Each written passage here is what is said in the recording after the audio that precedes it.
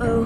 You might want to buckle up, for safety. 2319! We have a 2319! Nobody move a muscle. I have a very bad feeling about this. He is coming. Cover your butt. All right, so now it's time for Ritz's Ramble. Ritz, you got a ramble on hand? I do, and it's going to be surprising because I'm not really going to complain. I mean, I think I'm going to complain over the fact that no one's really talking about my New York Mets.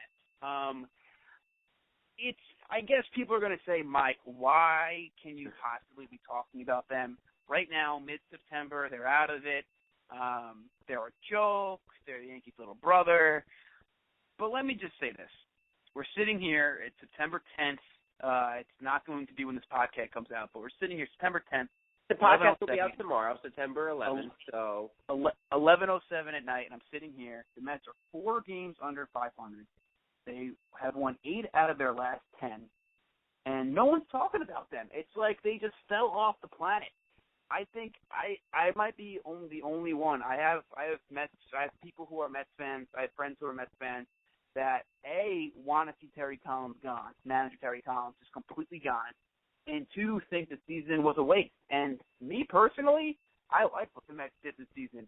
I don't know about you guys, you fellow Mets fans, you fellow baseball fans, but me personally, I like what the Mets have done this season. First of all, we knew Matt Harvey wasn't going to pitch at all this year. There was inklings of him pitching in September, but I mean, I'm happy that they shut him down to give him a full year's rest, and hopefully he can come back healthy and kind of see the Matt Harvey that we saw last year. So we knew that we weren't going to have Harvey. We lost our starting closer, Bobby Parnell, on opening day, which I unfortunately was at.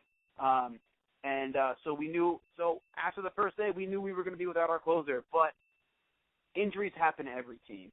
What I'm happy about is the continuing of just bringing up our farm system to see what we have. I mean, I think it's great. We have a lot of assets.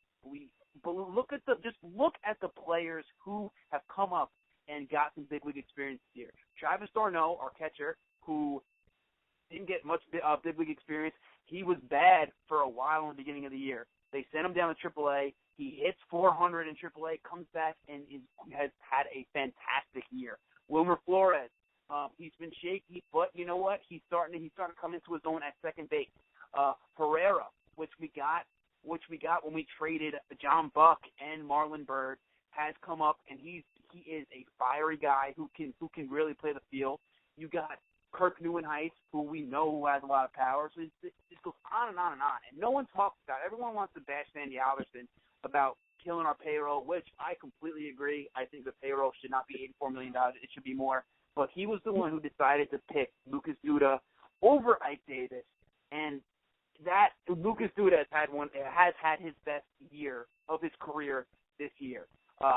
Bunch of home runs, bunch of key hits. Sends Ike Davis the head case. I love Ike Davis, but I'm happy that it's safe to say the Mets made the right choice there, which you never hear that the Mets made the right choice. As far as Terry Collins goes, I still think that although I really disagree with him when it comes to his work with the bullpen, he somehow manages to get everything out of the Mets each year. And I really think with anybody else, I don't think we would have as many wins as we have right now. I'm not saying we're making the playoffs this year. I'm not saying that it's going to be a magical year. All I'm saying is that it's September 10th, and I still have confidence to talk about the Mets, and that's something that I rarely have in the middle of September. So I'm happy with what we got. I do think that we're going to trade Daniel Murphy at the year's end because I think he's our only asset where we can get people back. But let it be. I didn't mention probably the best pitcher that we have. Could be Rookie of the Year. He could have been Rookie of the Year if he didn't get hurt. He might get bounced out now. Is Jacob deGrom. He's pitched phenomenally since he's been back, and I think just there's a lot of pluses. Everyone's bashing the Mets for just being the Mets, but there's a lot of good that's going on in Flushing that no one's talking about. So I guess that's my Ritz's Ramble. People should be looking into the Mets. I know everyone keeps saying, a lot of Mets fans is always talking about, next year. But I actually have confidence in the upcoming years because we have a lot of young talent. a lot of faith, and I appreciate this season, which is something that I really haven't had. So kudos, 2014 New York Mets.